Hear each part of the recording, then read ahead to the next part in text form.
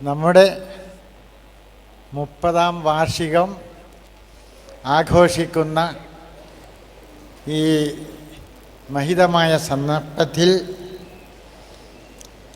അതിൻ്റെ വിദ്യാഭ്യാസ സമ്മേളനത്തിൽ പങ്കെടുക്കാനും പ്രതിഭ തെളിയിച്ച നമ്മുടെ അഭിമാനഭാജനങ്ങളായ പ്രതിഭാശാലികൾക്ക് അവാർഡ് കൊടുക്കുന്നത് നിർവഹിക്കാനും സാധിച്ചതിൽ ഞാൻ അതിയായി സന്തോഷിക്കുകയും ഈ മഹത്തായ കർമ്മത്തിന് എന്നെ ക്ഷണിച്ചതിന് ഇതിൻ്റെ ഭാരവാഹികളോട് എൻ്റെ സ്വന്തം നിലക്കും സംസ്ഥാന ന്യൂനപക്ഷ കമ്മീഷൻ്റെ നിലക്കും ഞാൻ നന്ദി പ്രകാശിപ്പിക്കുകയാണ്.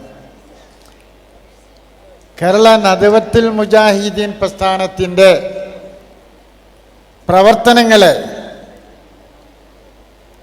നേരിട്ട് പങ്കെടുക്കുന്നില്ലെങ്കിലും താൽപ്പര്യപൂർവം സശ്രദ്ധം വീക്ഷിക്കുകയും മനസ്സിലാക്കുകയും സന്തോഷിക്കുകയും ചില സന്ദർഭങ്ങളിൽ അഭിമാനം കൊള്ളുകയും ചെയ്യുന്ന ഒരു വ്യക്തിയാണ് ഞാൻ.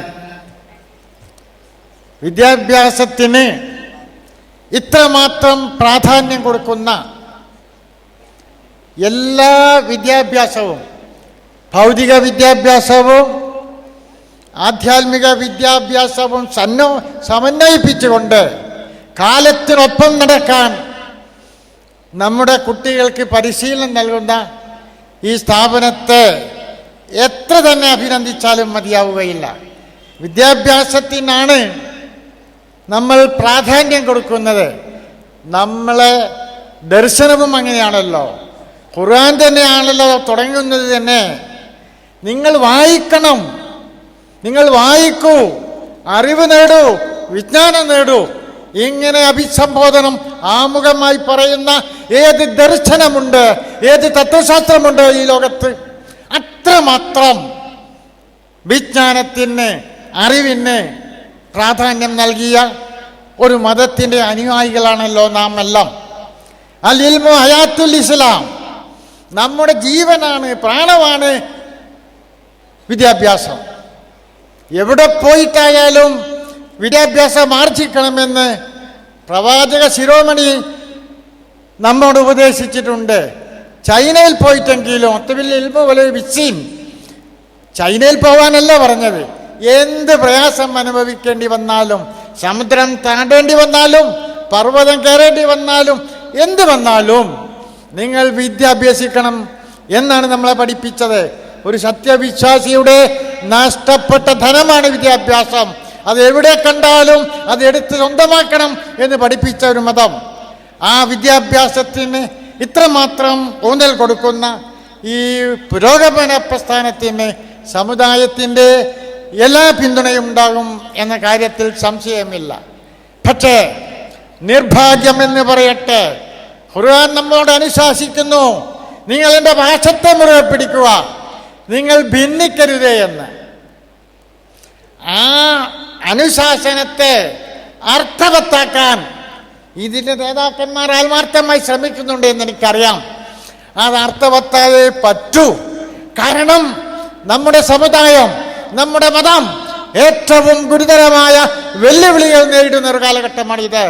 ഭൂമുഖത്ത് നിന്ന് തന്നെ നമ്മുടെ മതത്തെ ഉന്മൂലനം ചെയ്യാൻ വലിയ വലിയ ഗൂഢാലോചന നടക്കുകയാണ്.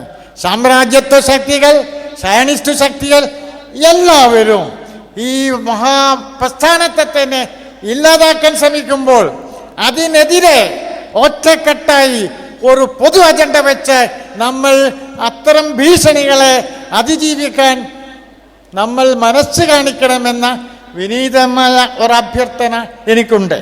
ഞാൻ ദീർഘമായി പ്രസംഗിക്കുന്നില്ല. വിദ്യാഭ്യാസത്തിനും അതുപോലെ പുരോഗമന കാര്യങ്ങൾക്കും ഇത്ര പ്രാധാന്യം കൊടുക്കുന്ന, ഞാൻ പലപ്പോഴും അബ്ദുൽ ഖാദർ മദനി സാഹിബുമായിട്ട് ഞാൻ ഒരുപാട് കാലത്തെ ബന്ധം, ഇതിൻ്റെ നേതാക്കന്മാരും ഒക്കെ പലപ്പോഴും ബന്ധപ്പെടാറുണ്ട്. നമുക്ക് അഭിമാനം കൊള്ളാവുന്ന നമ്മുടെ പ്രിയങ്കരനായ എൻ്റെ നാട്ടുകാരനുമായ വിദ്യാഭ്യാസ മന്ത്രി വിദ്യാഭ്യാസ രംഗത്ത് ഒരുപാട് വലിയ അക്കാഡമിഷ്യൻ എന്നല്ലെങ്കിലും വിപ്ലവകരമായ പല മാറ്റങ്ങളും വരുത്തിയിട്ടുണ്ട്.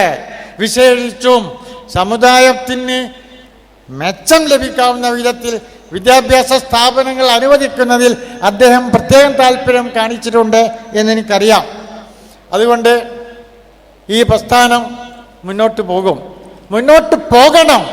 എതിർപ്പുകൾ ഉണ്ടാകും, പ്രതിബന്ധങ്ങൾ ഉണ്ടാകും, എല്ലാം അതിജീവിച്ചുകൊണ്ട് ലക്ഷ്യത്തിലേക്ക് നമ്മുടെ സമുദായത്തെ, നമ്മുടെ സഹോദരന്മാരെ, കൊച്ചുകുട്ടികളെ സന്മാർഗത്തിൻ്റെ പന്താവിലൂടെ ആധുനിക വിദ്യാഭ്യാസം നൽകിക്കൊണ്ട് അവരെ സമുദായത്തിൻ്റെ അഭിമാനങ്ങളായി വാർത്തെടുക്കാൻ നമുക്ക് ബാധ്യതയുണ്ട്. ഈ വർഷത്തെ ഓൾ ഇന്ത്യ പരീക്ഷയുടെ റിസൾട്ട് ഞാൻ പരിശോധിക്കുകയുണ്ടായി. IAS, IPS, IRS അങ്ങനെ തുടങ്ങിയ IFS തുടങ്ങിയ ഓൾ ഇന്ത്യ പരീക്ഷകളിൽ നമ്മുടെ സമുദായം എത്ര വാങ്ങിയത് നിങ്ങൾക്കറിയുമോ? 1000 കുട്ടികളെ വിജയിച്ചിട്ടും അതിൽ 10-30 കുട്ടികളെ ഉള്ളൂ സമുദായത്തെ പേരിൽ ജയിച്ചത്. അപ്പോൾ എല്ലാ രംഗത്തും നമ്മൾ പിന്നിലായിരുന്നു.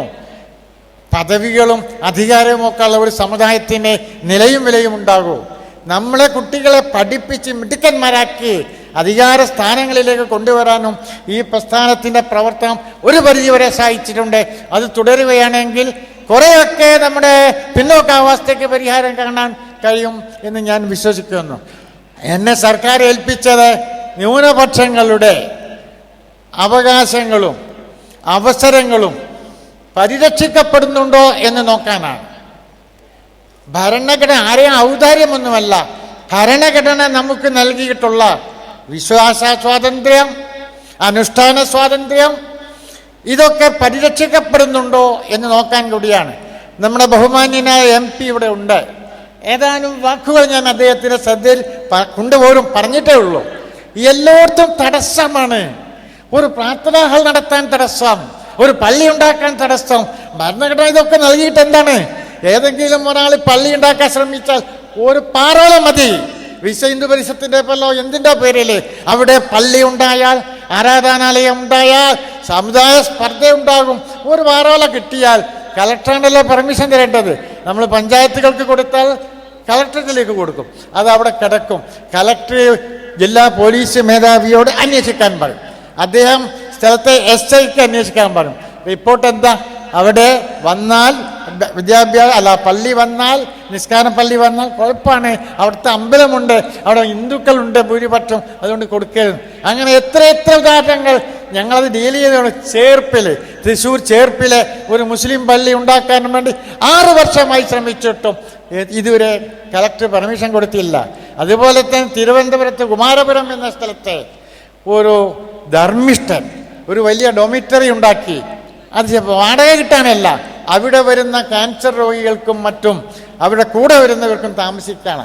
അതിൻ്റെ താഴെ ഒരു പ്രാർത്ഥന ഹാളാണ്. അത് നിരോധിച്ചിരിക്കുന്നു, നിയന്ത്രിച്ചിരിക്കുന്നു. അവിടെ പ്രാർത്ഥനയാണ് നടത്തുന്നത്. അത് പള്ളിയാണ്, അത് അടച്ചു പൂട്ടണമെന്ന് കളക്ടർ ഓർഡർ, തിരുവനന്തപുരം മുനിസിപ്പാലിറ്റിയുടെ ഓർഡർ, അതൊക്കെ ഞങ്ങൾ പരിഗണിച്ചുകൊണ്ടിരിക്കുക. അതുകൊണ്ട് ബഹുമാനപ്പെട്ട MP പറയാൻ, ഭരണഘടനയിൽ നമ്മൾ എല്ലാം സ്വാതന്ത്ര്യമുണ്ട്, ആരെയും ഔദാര്യമല്ല. പക്ഷെ അതൊക്കെ ഇന്ന് നടക്കുന്നില്ല. ഇതിനെപ്പറ്റി അങ്ങ് പ്രത്യേകം ശ്രദ്ധിക്കണം. ഞാൻ അങ്ങയുടെ ശ്രദ്ധയിൽ കൊണ്ടുവരും. ഭരണഘടന വാഗ്ദാനം ചെയ്തിട്ട് കാര്യമുണ്ടോ? പള്ളി ഉണ്ടാക്കാൻ കഴിയുന്നില്ല, പല സ്ഥലത്തും പ്രാർത്ഥന ഹാൾ ഉണ്ടാക്കാൻ കഴിയുന്നില്ല. ഈ എതിർപ്പ് തന്നെ ഒരു വിശ്വ ഹിന്ദു പരിഷത്തുകാരനോ വെറുതെ ഒരു കടലാസ് പോയാൽ നടക്കുന്നില്ല. ഇതിനെ ഭരണഘടനയിൽ അല്ല പാർലമെന്റിൽ അവതരിപ്പിക്കണം. കുറേ വിശദമായ കാര്യം അങ്ങയുടെ ശ്രദ്ധയിൽപ്പെടുത്തും.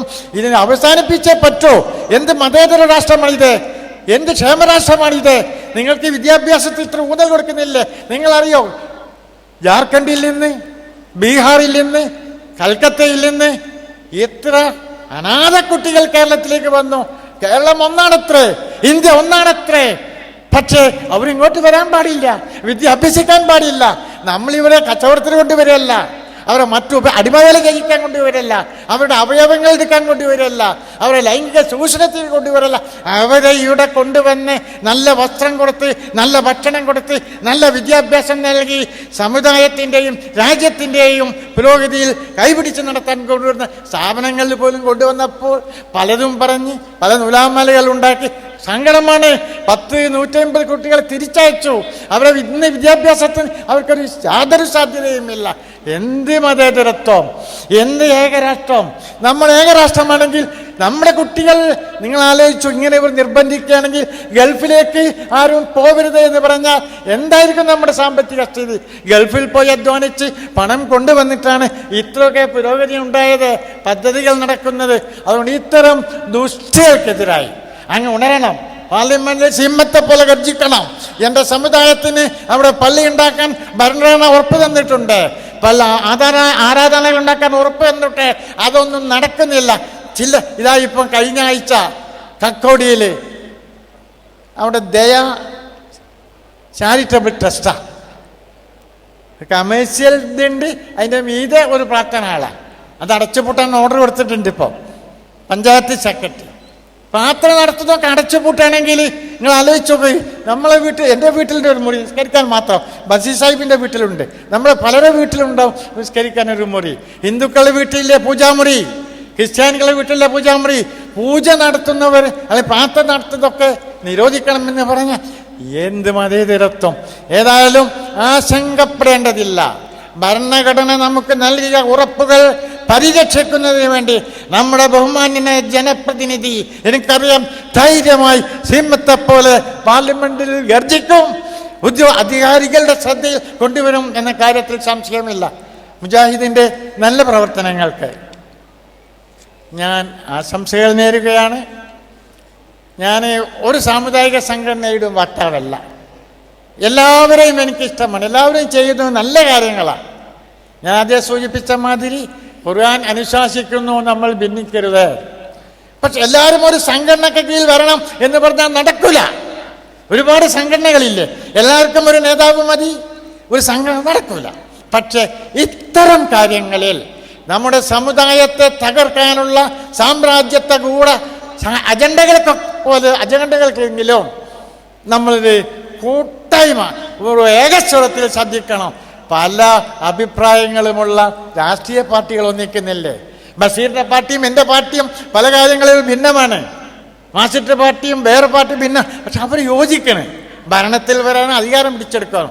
നമ്മൾ അധികാരത്തിന് വേണ്ടിയല്ല, സമുദായത്തെ തുടച്ചു മാറ്റാനുള്ള സാമ്രാജ്യത്വ ശക്തികൾക്കെതിരെ ഒരു പൊതു അജണ്ടയുടെ അടിസ്ഥാനത്തിൽ എല്ലാവരും ഒന്നിക്കണമെന്ന് ഈ വിനീതൻ ഒരുപാട് നേതാക്കന്മാരുടെ മുമ്പിൽ ഞാൻ പലപ്പോഴും, ഞാൻ ന്യൂനപക്ഷ കമ്മീഷൻ്റെ ചാർജ് ചെന്നപ്പോൾ തന്നെ അബ്ദുൽ ഖാദർ മദനി സാഹിബും പി കെ സാഹിബും ഒക്കെ ഞാൻ ബന്ധപ്പെട്ടിരുന്നു.